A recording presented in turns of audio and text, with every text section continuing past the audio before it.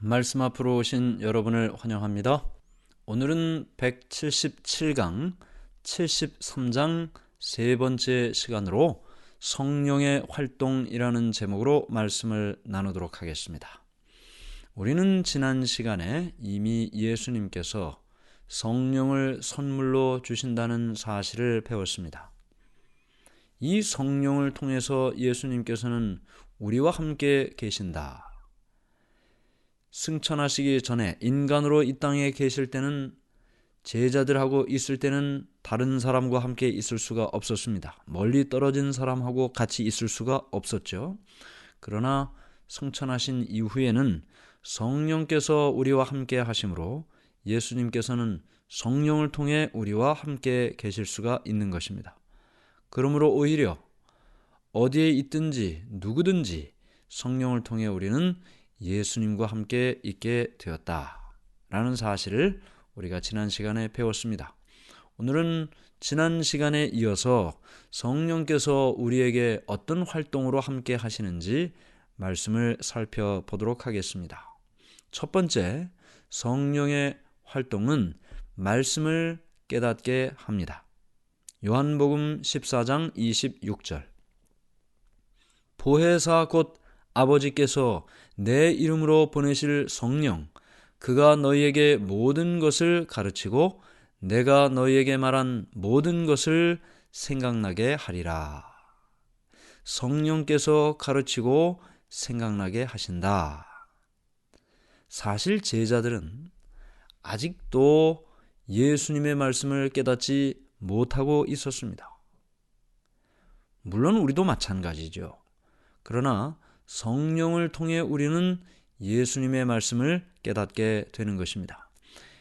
계속되는 말씀 요한복음 16장 13절.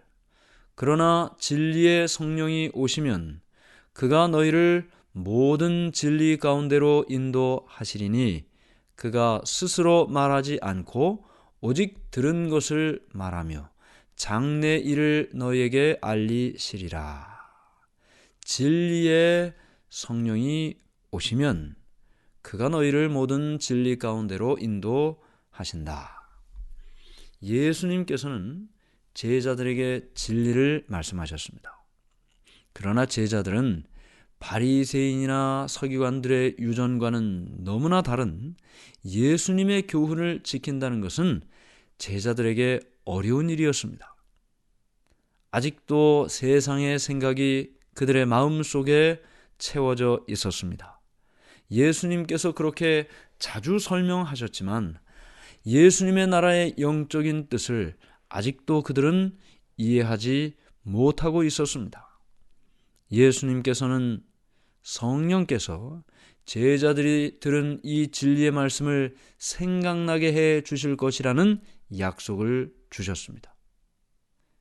지금 깨닫지 못한다 할지라도 성령께서 그들을 통하여 과거에 예수님의 말씀, 들은 말씀을 깨닫게 해 주신다. 바로 이런 약속을 성령을 통하여 제자들에게 주셨습니다. 예수님께서는 제자들이 이해할 수 없는 많은 말씀을 하지 않으셨습니다. 남겨두셨습니다. 왜냐하면 그들이 말씀을 하셔도 이해할 수 없었기 때문입니다. 그런데 이런 모든 말씀들을 나중에 성령께서 그들에게 알려주신다는 약속인 것이죠. 우리가 읽은 요한복음 16장 13절에는 진리의 성령이라고 말하고 있습니다. 진리의 성령. 성령은 진리의 성령이라고 불려지고 있습니다.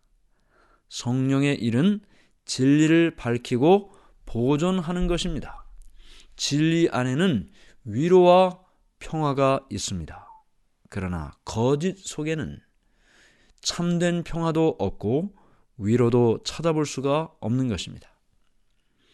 요한복음 16장 18절에 이렇게 말씀이 기록되어 있습니다. 그가 와서 죄에 대하여, 의에 대하여, 심판에 대하여 세상을 책망하시리라.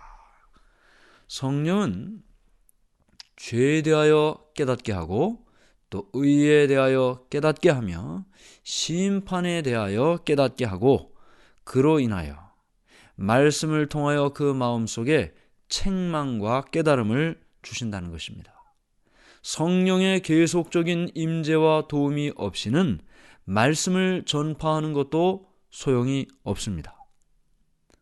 배운 말씀에 성령이 임할 때 양심이 깨우침을 받고 생애를 변화시킬 수 있는 것입니다.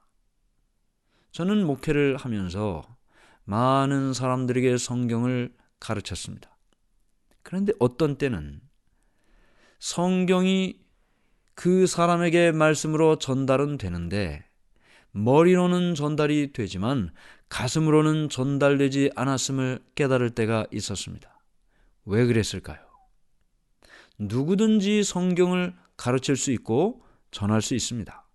그러나 그 말씀에 성령이 함께 하시지 않으면 지식만 전달되는 일뿐인 것이죠. 오직 성령이 함께 하실 때만 그 마음속에 감동을 줄 수 있는 것입니다.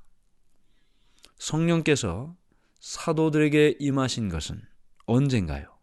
신약 성경의 어떤 책도 기록되기 전이었습니다. 신약 성경의 어떤 책도 기록되기 전에 성령께서 제자들에게 임재하셨던 것입니다. 성령이 제자들에게 임했을 때는 예수님께서 승천하신 후에 그 어떤 설교도 설교되기 전이었습니다. 그러므로 말씀이 기록되기 전에 이미 성령은 제자들에게 임하셨고 어떤 설교도 진행되기 전에 예수님이 승천하신 후 어떤 설교도 설교되기 전에 성령은 그들에게 임재하셨습니다. 마찬가지로 예수님께서는 이 교회에 성령의 선물을 약속하셨습니다. 이 약속은 처음 제자들에게 주신 것처럼 여러분과 저에게 오늘날 주어진 것입니다. 그러나 우리는 성령에 대하여 자주 말하지 않습니다. 성령을 구하지도 않습니다. 주어진 성령을 받으려고 하지도 않습니다. 성령이 우리에게 임할 때 우리는 성령의 음성에 순종해야 합니다.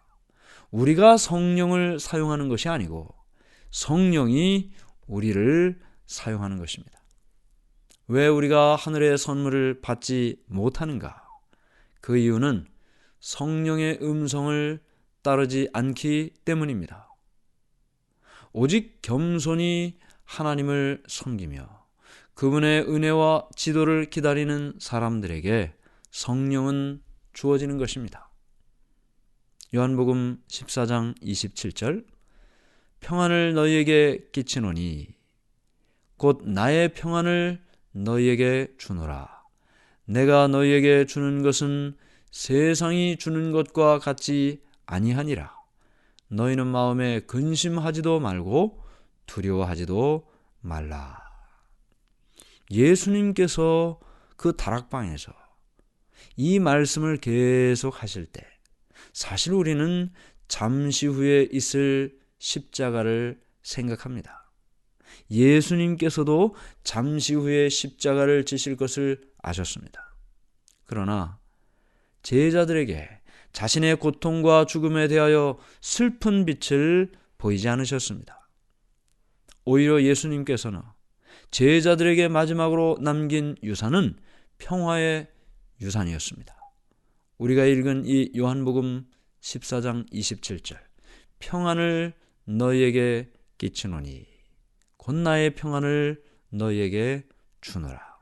너희는 마음에 근심하지도 말고 두려워하지도 말라. 그 다락방을 떠나시기 전에 예수님께서는 제자들에게 찬양의 노래를 인도해 주셨습니다. 그것은 비통한 슬픔의 노래가 아니었습니다. 유월절 찬송의 즐거운 곡조였습니다. 시편 117편 1절 2절 너희 모든 나라들아 여호와를 찬양하며 너희 모든 백성들아 그를 찬송할지어다. 우리에게 향하신 여호와의 인자하심이 크시고 여호와의 진실하심이 영원함이로다. 할렐루야.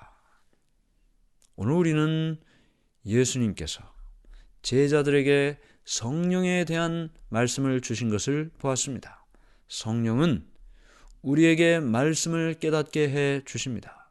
성령은 우리를 진리 가운데로 인도해 주시고 또 성령은 우리에게 말씀이 기억나고 생각나게 해 주시는 것입니다. 그러므로 주어진 그 성령의 음성에 우리가 순종하고 마음을 열고 살아간다면 하나님께서 우리를 통해 놀라운 일을 하실 것을 약속해 주신 것입니다. 십자가의 죽음이 임박했음에도 불구하고 예수님께서는 오히려 여호와를 찬송하는 찬송을 제자들과 함께 나누셨습니다. 오늘 우리의 마음속에 주님께서 주시는 참된 평화를 얻고 하나님을 찬송하며 성령을 통해 말씀을 깨닫고 성령의 인도함을 따라 살아갈 때 하나님께서 우리를 통해 놀라운 일을 행하심을 경험하게 될 것입니다.